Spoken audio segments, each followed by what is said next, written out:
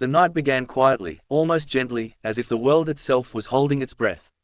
Outside the large glass building in London, the sky was soft and grey, the kind of sky that made sounds feel farther away. Cars moved slowly. Footsteps echoed lightly on the pavement.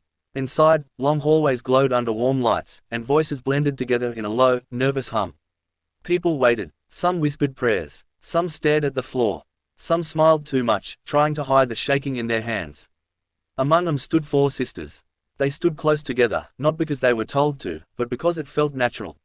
Their shoulders touched. Their arms brushed. They shared the same quiet space, the same steady breathing, the same heavy hope. For years, they had practiced moments like this in their minds. They had imagined the lights, the judges, the silence before the first note.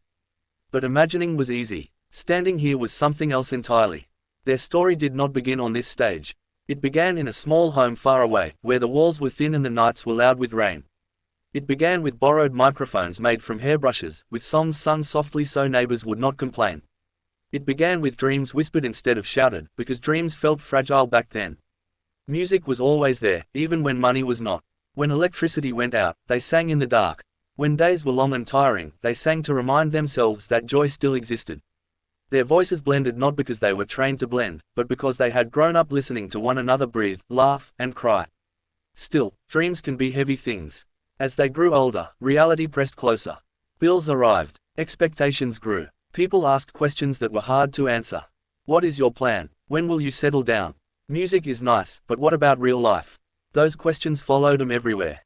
On buses, at family gatherings, in quiet moments before sleep. They loved singing, but loving something did not always mean the world would make room for it. When the chance came to audition, it did not feel like a miracle at first.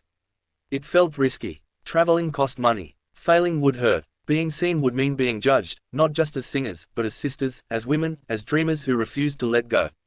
There were nights when they talked about turning back. What if this is just another door that closes? One of them asked softly. What if this is the last chance? Another replied. In the end, they packed their bags anyway. Not because they were certain, but because not trying felt worse than failing. Now, backstage, time moved strangely. Seconds stretched. Minutes felt thin and fragile. A producer called their name, and suddenly the hallway seemed too narrow, the lights too bright. They stepped forward together. The stage was larger than they expected. The lights washed over them like a wave, warm and blinding. The audience sat in darkness, a quiet ocean of unseen faces. At the center sat the judges, calm and still, their expressions unreadable. Simon Cowell leaned back slightly, hands folded. Louis Walsh watched with curious eyes. Cheryl Fernandez Versini smiled gently, her head tilted. Mel B sat upright, alert and focused. The sisters introduced themselves. Their voices were steady, though their hearts were not. They spoke simply, honestly, without trying to impress. They talked about family. They talked about music. They talked about why they were there. Then came the silence. That fragile, powerful silence before the first note. For a moment, nothing existed but breath. Then the music began. The first note rose softly, almost carefully, as if testing the air.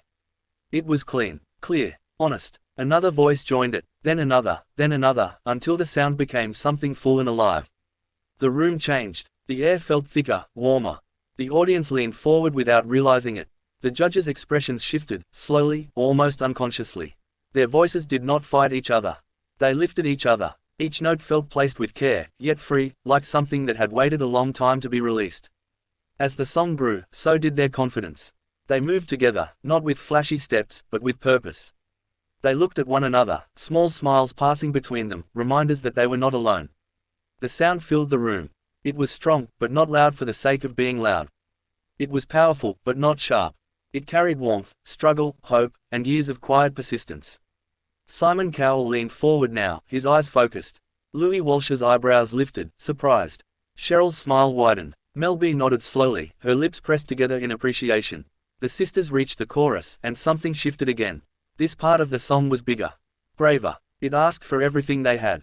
And they gave it. Their voices soared, blending into a single sound that felt both polished and raw. It was not perfect in a cold, technical way. It was perfect in a human way. You could hear where they had come from. You could feel what it had cost. You could sense how much this moment mattered. The audience began to react, quiet gasps at first, then murmurs of excitement. Someone clapped before the song was over, then stopped, realizing the moment was still unfolding. As the final note approached, time seemed to slow. The sisters held it together, steady and strong, then released it gently, letting it fade instead of forcing it to end. Silence followed. Not empty silence. Full silence. The kind that means people are still catching their breath. Then the room erupted. Applause burst out, loud and sudden, rolling through the theater like thunder. People stood. Hands clapped hard. Cheers echoed against the walls. The sisters stood still for a second, almost unsure if it was real. Then they smiled. Not wide, showy smiles. Real ones. The kind that come from relief as much as joy. The judges exchanged looks. Louis Walsh spoke first, his voice filled with excitement. He talked about how rare it was to hear voices that blended so naturally. He said they reminded him of why groups mattered, why harmony mattered. Cheryl Fernandez Versini leaned forward next.